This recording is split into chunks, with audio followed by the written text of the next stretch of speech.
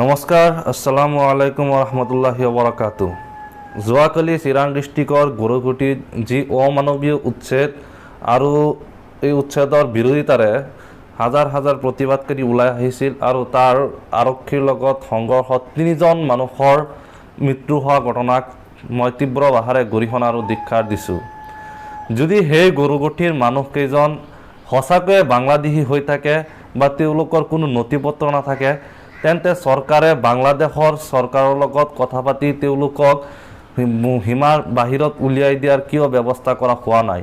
আৰু যদি তেওঁলোক সঁচাকৈয়ে বৈধ নাগৰিক, ভাৰতীয় নাগৰিক হয়, তেন্তে তেওঁলোকক পুনৰ সংস্থাপন নিদি পেলাই অমানৱীয় উচ্ছেদ কৰা হ'ল কিয়? নে এটা বিশেষ সম্প্ৰদায়ৰ মানুহ হোৱাৰ বাবে কিছুমান এছাম ব্যক্তিয়ে ৰাজনীতিক মুনাফা লাভ কৰিবৰ বাবে তেওঁলোকক অমানৱীয় উচ্ছেদ কৰা হৈছে? যোৱাকালিৰ পৰা মই নিউজ পৰ্টেলবোৰ চাই আছোঁ আৰু তলে কমেণ্ট বক্স কেইখন চাই আছোঁ। ইমানেই নিকৃষ্টতম আজি অসমৰ ৰাজনীতি হৈছে, যিটো হিন্দু মুছলমানৰ ৰাজনীতি, সেই ৰাজনীতি ইতিমধ্যে অসমত পৰিস্ফুট হৈছে।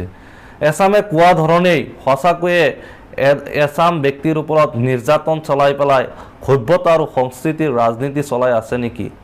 যোৱাকালি গৰুখুটিত ভিডিঅ' ফুটেজত চাইছোঁ, মানুহবিলাকে পুলিচৰ ওপৰত আক্ৰমণ কৰিছে।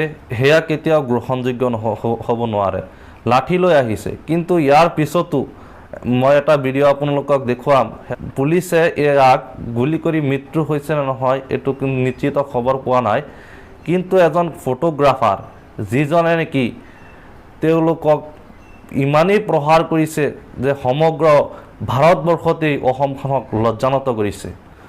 পুলিচ প্ৰশাসনৰ সন্মুখতেই এই ফটোগ্ৰাফাৰজনে এনেকৈ প্ৰহাৰ কৰাৰ তেওঁ সাহস ক'ত পালে?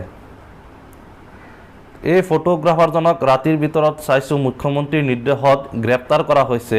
আমি বিচাৰিম এই ফটোগ্ৰাফাৰজনৰ ওপৰত উচিত তদন্ত হৈ তেওঁলোকক উচিত শাস্তি বিহুৱা বুলি মই আশা ৰাখিছোঁ।